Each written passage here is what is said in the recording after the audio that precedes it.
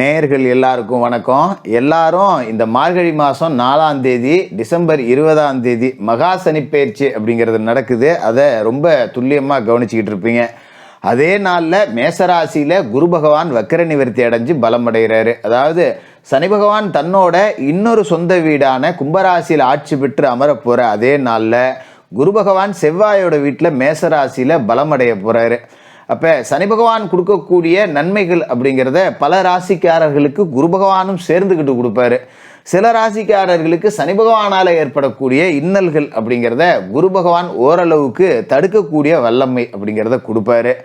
அதோட குரு பகவானோட பார்வை அப்படிங்கிறதும் எல்லா ராசிக்காரர்களுக்குமே நற்பலன்கள் அப்படிங்கிறத கொடுக்கக்கூடியது. அப்படிப்பட்ட குரு பகவான் மார்கழி 4ஆம் தேதி மேசராசியில் வக்கர நிவர்த்தி அடைஞ்சு பலமடைய போகிறாரு. அங்கே இருந்துக்கிட்டு குரு பகவான் தன்னோட 5ஆம் பார்வையா சிம்மராசியவும் 7ஆம் பார்வையா சுக்கிரனோட வீடான துளாராசியவும் 9ஆம் பார்வையா தன்னோட சொந்த வீடான தனுசு ராசியவும் பார்க்க போறாரு.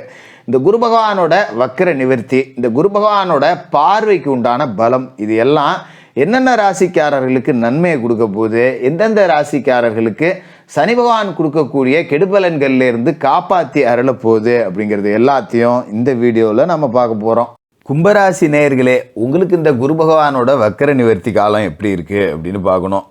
குரு பகவான் யார் அப்படின்னா உங்களோட ராசிக்கு லாபஸ்தானத்துக்கு அதிபதி, தனஸ்தானத்துக்கு அதிபதி. அப்பா அப்பா அப்பா அப்பா ஒரு பக்கம் லாபஸ்தானத்துக்கு அதிபதி, இன்னொரு பக்கம் தனஸ்தானத்துக்கு அதிபதி. அப்போ காசு பணம் கொடுக்கக்கூடிய 2 இடத்துக்கும் அதிபதியாக குரு தான் இருக்கார். ஆனால் அவர் வக்கரம் அடைஞ்சு போயிருந்தார். இதே நேரத்தில் பார்த்தீங்கன்னா இப்போ உங்கள் ராசிக்கு விரய சனி முடிஞ்சு ஜென்ம சனி வந்திருக்கு. அதாவது 7.5 சனியில் 2.5 வருஷம் விரய சனி அப்படிங்கிறத அனுபவித்து முடிச்சுட்டிங்க. நிறைய காசு பணம் விரையாக இருக்கும். அதேமாரி சில பேருக்கு சுப விரய செலவுகளாக இருக்கும். 2வது சுற்று நடந்தவங்கலாம் பிள்ளைகளுக்கு திருமணம் செஞ்சுருக்கலாம், சொந்த வீடு கட்டியிருக்கலாம். இந்த மாதிரி சுப விரய செலவுகள் அப்படிங்கிறது ஓடி இருக்கும். பேரம்பேத்தி எல்லாத்தையும் பார்த்து எல்லா செலவையும் பண்ணி முடிச்சுட்டு எல்லாம் சாதிச்சிட்டேன் அப்படிங்கிற மாதிரி ஓய்வில் இருப்பீங்க. அது ஒரு பக்கம் ஓடிக்கிட்டு இருக்கோம். மறுபக்கம் சுற்று வந்தவங்களாம் ஐயோ அம்மானு அலறாத குறையா எல்லா காசையும் செலவு பண்ணிவிட்டு ஒன்றும் இல்லாமல் நின்றுக்கிட்டு இருப்பீங்க. இப்படிப்பட்ட சூழலில் ஜென்ம சனி வந்திருக்கு. இப்போ இந்த ஜென்ம சனி வந்து அதே நாளில் தான் குரு பகவான் வந்து பலம் அடைஞ்சிருக்காரு. லாபஸ்தானத்துக்கு அதிபதியான குரு, தனஸ்தானத்துக்கு அதிபதியான குரு, இவர் பலம் அடைஞ்சிருக்காரு. அப்படிங்கும்போது நமக்கு காசு பணம் வரத்துங்கிறது வந்துக்கிட்டு இருக்கோம். அதில் எந்த குறையும் கிடையாது. அதுமாரி குடும்ப உறவுகள் நமக்கு பயங்கர ஆதரவாக இருப்பாங்க. நாம் என்ன பண்ணாலும் வீட்டில் இருக்கிற அப்பா அம்மா அண்ணன் தம்பி புருஷன் புள்ள பொண்டாட்டி எல்லாம் நமக்கு ரொம்ப அனுசரணையாக இருப்பாங்க. அவங்களுக்காக தான் நீங்கள் வாழ்கிறீங்க, அவங்களுக்காக தான் நீங்கள் கஷ்டப்படுறீங்க, நீங்கள் உழைக்கிறது எல்லாம் அவங்களுக்காக தான் அப்படிங்கிறத ரொம்ப புரிஞ்சு நடந்துப்பாங்க. உங்களோட பேச்சுக்கு மறு பேச்சு இருக்காது. சரி போ அப்படின்னு நம்ம தப்பாகவே சொன்னாலும் சரி ஏதோ சூழல் சரியில்லை போ விட்டு கொடுத்து போ நம்ம புள்ள தானே அப்படிங்கிற மாதிரி உறவுகள் எல்லாம் உங்களை அரவணைக்கக்கூடிய ஒரு நேரமாக தான் இருக்கும். ஆனால் ஜென்மசனி இருக்குங்கிறத மறந்துடக்கூடாது. இப்போ ஜென்மசனி என்ன பண்ணோம், நம்மளை சுற்றி அத்தனை பேர் பாசம் காட்ட இருப்பாங்க. ஆனால் நம்மளால் திருப்பி காட்ட முடியாது. உடம்புல ஏதாவது ஒரு பிரச்சனையை கொடுத்துக்கிட்டே இருப்பார். திடீர்னு கை கால் வலிக்கும், நல்லா இருப்போம், ஜுரம் வரும், படுத்துருவோம். திடீர்னு தொண்டையெல்லாம் எரியும், சாப்பிட்ட சாப்பாடு செரிக்காது, அல்சர் வந்துடும். ஒரு கல்யாணம் காட்சிக்கு போனோன்னு வச்சிங்களேன், நமக்கு பரிமாறுறதுக்காகவே சொந்த பந்தம் இருக்கும். ஆனால் நம்மளால் பார்த்திங்கன்னா இலை நிறையா இருக்கிற பதார்த்தத்தை வேடிக்கை மட்டும்தான் பார்க்க முடியும். இதை தின்னா செரிக்காது, இதை தின்னா வாயு பிடிச்சிக்கும், இதை தின்னா சர்க்கரை, இப்படி எல்லாத்துலேயும் ஒவ்வொன்றா பார்த்துட்டு இதை தின்னா அது வரும், அதை தின்னா இது வரும்னு சொல்லிட்டு சாப்பிடாமையே கொஞ்சோண்டு ரசத்தை ஊற்றி தின்னுட்டு எழுந்திரிச்சு வந்துடுவோம். அப்போ நம்ம சொந்த பந்தத்தில் என்ன பண்ணுவாங்க, பாவம் ஏதோ கோச்சிக்கிட்டு போகிறாரு போல இருக்குன்னு வந்து அப்போ தான் நம்மளை இழுத்து வச்சு இன்னும் நாலு கொஞ்சம் வைப்பாங்க சாப்பிடுன்னு. இப்படி தான் இருக்கும்.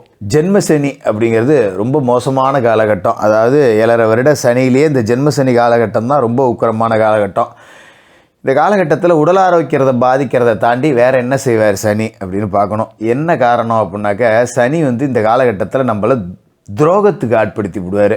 யாராவது நம்மளை முதுகில் குத்திட்டு போடுவானுங்க. எவ்வளோ தான் விழிப்பாக இருந்தாலும் முதுகில் குத்திடுவாங்க. அது யாருன்னு பார்த்தீங்கன்னா, நீங்கள் யார் நல்லா இருக்கணும்னு பார்த்து பார்த்து பார்த்து யாருக்காக வேலை செய்கிறீங்களோ அவன் தான் குத்துவான். அப்போ கூடுமான வரைக்கும் அடுத்தவன் பிரச்சனையில் தலையவே விடாதீங்க. என்னதான் நெருங்கின சொந்தமாக இருந்தாலும் சரி, என்னதான் அன்னோன்யமாக இருந்தாலும் சரி, அடுத்தவன் பிரச்சனையில் தலையிடாதீங்க. 2 பேர் பங்காளிங்களுக்குள்ளே சொந்த பந்தத்துக்குள்ளே அடிச்சுக்கிறாங்களா, விலைக்கு கூட எட்டி பார்க்கக்கூடாது. நம்ம கவனமாக இருந்துக்கணும். நம்ம மேலே பழியை போட்டுருவானோ, இல்லைன்னா அவனை அடிக்கிற அடியில் 2 நமக்கு உளுந்து போவோம், நம்ம போய் ஆஸ்பத்திரியில் படுத்துருக்கணும். இந்த மாதிரி தான் இருக்கும். இன்னும் சொல்ல போனால் குறிப்பாக இந்த வரன் பார்க்குற வேலையெல்லாம் குறுக்கால செய்யாதீங்க. சொந்த பந்தத்தில் ஒரு பொண்ணு இருக்குது, ஒரு மாப்பிள்ளை இருந்தால் பாருப்பாம்பாங்க நம்மள்கிட்ட வந்து, வேண்டாம். சொந்த பந்தத்தில் ஒரு பையன் இருக்கான், ஒரு பொண்ணு இருந்தால் இருப்பாம்பாங்க, கிட்டே கூட போகாதீங்க. ஏன்னா நம்ம வந்து நல்லது பார்த்து தான் ஏதாவது செஞ்சு வைப்போம். ஒரு நல்ல இடத்துல மாப்பிள்ளை இருக்குது, ஒரு நல்ல இடத்துல பொண்ணு இருக்குது அப்படின்னு பார்த்து செஞ்சு வைப்போம். ஆனால் என்ன ஆகி போவோம், பின்னாடி ஏதாவது பிரச்சனைனா எல்லாம் இவனால் தான் வந்துச்சு, இவனால் என் குடும்பமே நாசமாக போச்சு அப்படின்னு மண்ணவாரி உங்கள் மேலேயே போடுவாங்க. அதனால் குடும்பமான வரைக்கும் அடுத்தவன் பிரச்சனையில் தலையவே விடாதீங்க, சொந்த பந்த பிரச்சனையில் இறங்காதீங்க. இன்னும் சொல்ல போனால் அரசியல் கட்சிகளை நம்பியோ அரசியல்வாதிகளை நம்பியோ பெரிய காசு பணத்தை செலவு பண்ணானா, ஒரு கட்சியில் இருக்கேன், நான் ஒரு பொறுப்புக்கு வரேன், 10 ரூபா செலவு பண்ணுவோம், இல்லை இவருக்கு ஏதாவது உதவி செய்வோம் அப்படின்னு இறங்காதீங்க. இது நமக்கு தேவையில்லாத வேலை. இந்த காலகட்டத்தை பொறுத்த வரைக்கும் அரசியலில் வந்து நாம் ஒளிஞ்சு இருந்துக்கிட்டு வேலை பார்க்கணும், பின்னாடி இருந்துக்கிட்டு யாரையாவது நவுத்தி விட்டுக்கிட்டே இருக்கணும். ஒரு ஆர்ப்பாட்டம் போராட்டம்னா கூட கடைசி வரிசையிலையும் போகக்கூடாது, வரிசையிலையும் போகக்கூடாது, நடுப்புற போய் நின்றுட்டு யாருக்கும் தெரியாமல் ஒடியாந்துடணும். அந்த மாதிரி தான் காலத்தை ஓட்டிக்கணும். இல்லாட்டி வந்துட்டேங்கிற முறைக்கு போய் தலையை காமிச்சிட்டு சத்தமாக கிளம்பி யாருக்கும் தெரியாமல் ஓடி போகணும். தேவையில்லாத வம்பு வழக்கு வரும். அப்போ சமூக வலைதளங்களில் பேசுகிறது, பொது வெளியில் பேசும்போதெல்லாம் கொஞ்சம் வார்த்தையில் நிதானத்தை கடைப்பிடிக்கணும். தேவையற்ற கருத்துக்களை பகிரக்கூடாது. இன்னொரு காலகட்டம் என்னன்னு பார்த்தீங்கன்னா, இப்போ குரு பகவான் வந்து வக்ர நிவர்த்தி அடைஞ்சிருக்காரு இல்லைங்களா? எத்தனாவது வீட்டில் வக்ர நிவர்த்தி அடைஞ்சிருக்காருன்னா 3வது வீட்டில். 3வது வீடுங்கிறது ஒன்றும் பிரயோஜனம் இல்லாத வீடு. அங்கே குரு இருந்துட்டு நமக்கு ஒன்றும் வாரிலாம் கொடுத்துட மாட்டார்.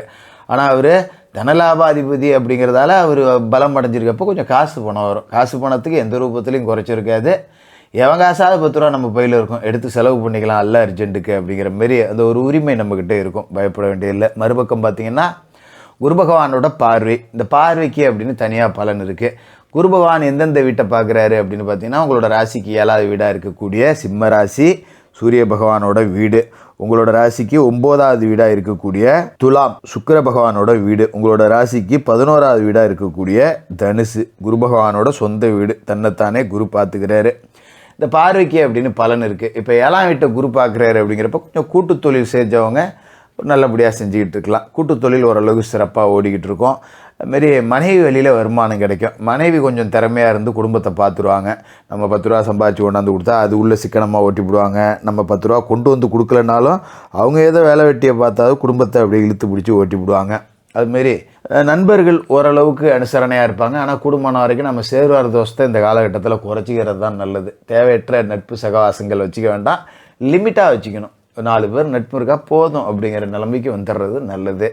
மறுபக்கம் பார்த்தீங்கன்னா 9வது வீட்டில் குரு பார்வை விழுது. அப்பா வழி சொத்து கிடைக்கும், பூர்வீகத்தில் போய் குடியிருக்கலாம். எங்கேயோ வெளியில் இருந்தேன், பூர்வீகத்தில் குடியிருக்க முடியாதுல அப்படின்னு இருந்தவங்க ஏதோ பூர்வீக சொத்தை விற்று வாழலாம், இல்லை பூர்வீக சொத்தில் போய் குடியிருக்கலாம். இந்த மாதிரி ஒரு அமைப்பு அப்படிங்கிறது வரும். இதை பயன்படுத்திக்கிட்டு ஓரளவுக்கு ஏதோ வாடகை கொடுத்துக்கிட்டு இருந்தோம், ஏதோ பூர்வீக சொத்தை விற்று ஒரு வீட்டை கட்டணும், ஒரு பிளாட்டை வாங்கணும் அப்படிங்கிற மாதிரி ஓட்டிவிடலாம். அதுமாரி தந்தையாரோட உடல் ஆரோக்கியத்தில் கொஞ்சம் பிரச்சனை கொடுப்பாரு. குரு பகவானோட பார்வை 9ல் இருந்தாலும் கூட பிரச்சனை அப்படிங்கிறது வரும்.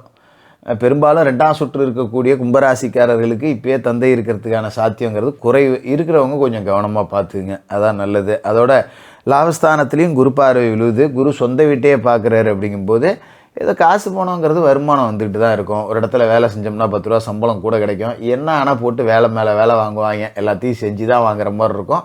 இதுமாரி தொழில் ரீதியாகவும் பார்த்திங்கன்னா ஏதோ 10 ரூபா கை நீட்டி கடன் வாங்குற அளவுக்கு இல்லாமல் வருது சாப்பிட்றேன், அந்த அளவுக்கு நல்லா இருக்கேன் அப்படிங்கிற ரீதியில் போயெல்லாம் பெருசாக பாதிப்பு வராது. கொஞ்சம் ஊர் வம்புக்கு போகிறதாகவும் பார்த்துக்குங்க. தேடியும் வம்பு வரும், ஒதுங்கி போகிறது நல்லது. மற்றபடி இந்த குரு வக்கர காலம் அப்படிங்கிறது ஒரு சராசரியான காலம்தான். ஜென்மசனி இருக்குது அப்படிங்கிறதால சனி பகவானுக்கு சனிக்கிழமையில எழுதி ஏற்றுங்க. விநாயகப் பெருமான் வழிபாடு, அனுமன் வழிபாடு செய்யுங்க. மாதத்தில் அமாவாசை அன்னைக்கு குலதெய்வ பிரார்த்தனை செய்யுங்க. மாற்றுத்திறனாளிகளுக்கு உங்களால் முடிஞ்ச உதவியை செய்யுங்க. இதை செஞ்சிட்டாலே ஓரளவுக்கு நற்பலன்கள் அப்படிங்கிறது இருக்கும். கும்பராசிக்காரர்களுக்கு வாழ்த்துக்கள்.